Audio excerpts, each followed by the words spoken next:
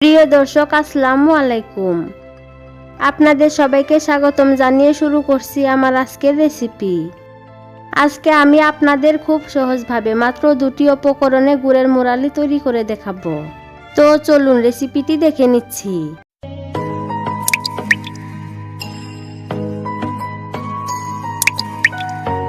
গুড়ের মুরালিগুলো তৈরি করার জন্য প্রথমে একটি মিক্সিং বোলে দিয়ে দিচ্ছি 2 কাপ পরিমাণ ময়দা, সাথে এড করে দিচ্ছি স্বাদমতো লবণ, 3 টেবিল চামচ রান্নার রেগুলার তেল। এখন তেল ময়দার সাথে ভালোভাবে ময়ম দিতে হবে। হাত দিয়ে এভাবে ঘষে ঘষে তেল ময়দার সাথে ভালোভাবে মিশিয়ে নিতে হবে। আর এই মেশানোর কাজটা একটু সময় নিয়ে করতে হবে, এতে করে মুরালিগুলো ক্রিস্পি আর পারফেক্ট হবে। যখন হাত দিয়ে এভাবে মুঠো করলে দলা পেকে যায়, তখন বুঝতে হবে তেল ময়দার সাথে ভালোভাবে মিশে গিয়েছে। এ পর্যায়ে অল্প অল্প নরমাল পানি অ্যাড করে সফট একটি ডো মেখে নিতে হবে। একবারে পানি অ্যাড না করে এভাবে অল্প অল্প পানি অ্যাড করে ময়দার এই ডোটাকে মেখে নিতে হবে, এতে করে ডোটা পারফেক্ট হবে।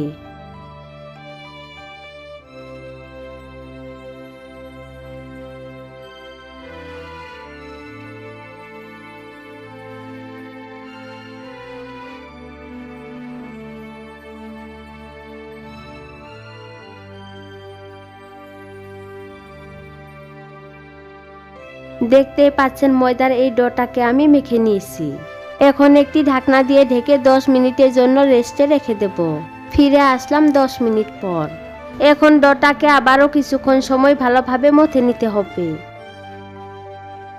দেখুন ময়দার এই ডোটাকে আমি ভালোভাবে মথে নিয়েছি। এবার এটিকে একটি বোর্ডের ওপর নিয়ে নিচ্ছি এবং হাত দিয়ে এভাবে ঘুরিয়ে ঘুরিয়ে লম্বা রুলের মতো করে নিতে হবে।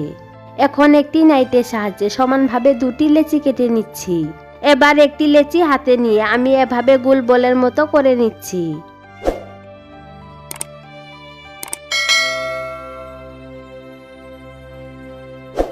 একইভাবে বাকি লেচিটাকে গোল বলের মতো করে নিতে হবে।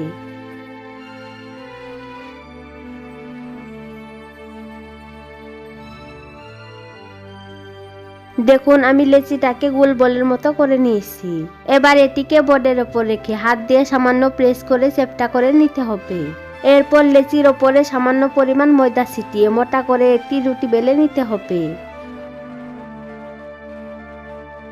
আপনারা দেখতেই পাচ্ছেন আমি রুটিটাকে বেলে নিয়েছি।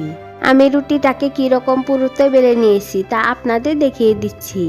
আপনারা দেখে বুঝতেই পাচ্ছেন আমি কিরকম পুরুত্বে রুটিটাকে বেলে নিয়েছি।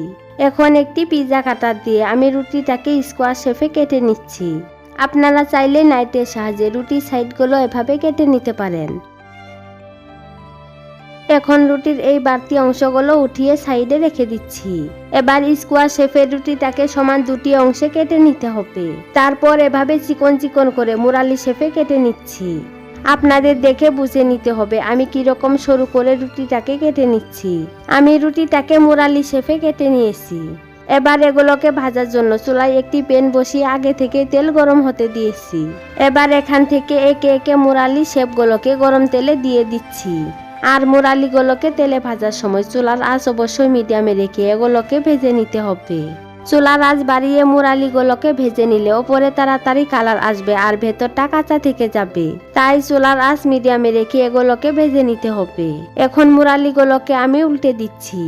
এভাবে উল্টে পাল্টে মুরালিগুলোকে গোল্ডেন ব্রাউন কালার এবং ক্রিস্পি করে ভেজে নিতে হবে।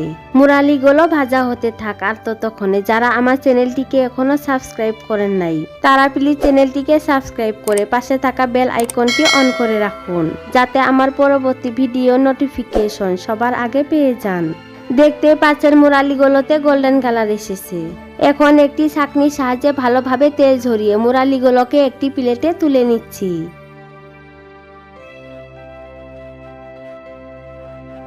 একইভাবে আমি সব মুরালিগুলোকে ক্রিস্পি করে ভেজে নিয়েছি। এবার এগুলোকে সাইডে রেখে দিচ্ছি। এখন আমি গুড়ের শিরা রেডি করে নেব। তার জন্য চুলায় একটি কড়াই বসিয়ে দিয়ে দিচ্ছি 1 কাপ পরিমাণ আখের গুড়, সাথে এড করে দিচ্ছি সামান্য পরিমাণ পানি। এ পর্যায়ে চুলার আঁচ হাই হিটে রেখে আমি আখের এই গুড়গুলোকে জাল করে নেব। যতক্ষণ পর্যন্ত আখের এই গুড়গুলো আঠালো হয়ে না আসে ততক্ষণ পর্যন্ত এগুলোকে জাল করে নিতে হবে। আমি এখানে আখের গুড় ব্যবহার করেছি, আপনারা চাইলে খেজুরের গুড়ও নিতে পারেন। দেখতেই পাচ্ছেন আখের এই শিরাগুলো অনেকটাই ঘন হয়েছে। আখের এই শিরাগুলো পারফেক্ট ভাবে রেডি হয়েছে কিনা তা আপনাদের দেখিয়ে দিচ্ছি। যখন এগুলো আঠালো বা একতার হবে তখন বুঝে নিতে হবে শিরাগুলো একদম রেডি হয়েছে। আপনাদের বোঝার সুবিধার্থে আমি আবারও শিরাগুলো হাতে নিয়ে দেখিয়ে দিচ্ছি। আপনারা দেখে বুঝতেই পারছেন শিরাগুলো অনেকটাই আঠালো হয়েছে। এ পর্যায়ে আগে থেকে ভেজে রাখা মুরালিগুলোকে আখের শিরাতে দিয়ে দিচ্ছি। এখন নেড়ে চেড়ে মুরালিগুলোকে শিরাতে ভালোভাবে মিশিয়ে নিতে হবে।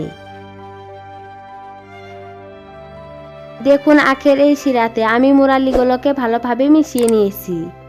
এখন এগুলোকে ঠান্ডা করে আপনাদের পরিবেশন করে দেখাচ্ছি।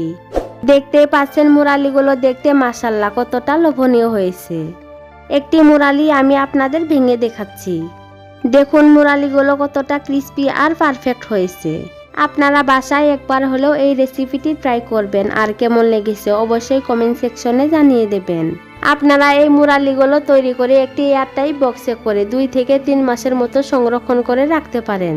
আজকের মতো বিদায় নিচ্ছি। সবাই অনেক বেশি ভালো ও সুস্থ থাকবেন। আল্লাহ হাফেজ।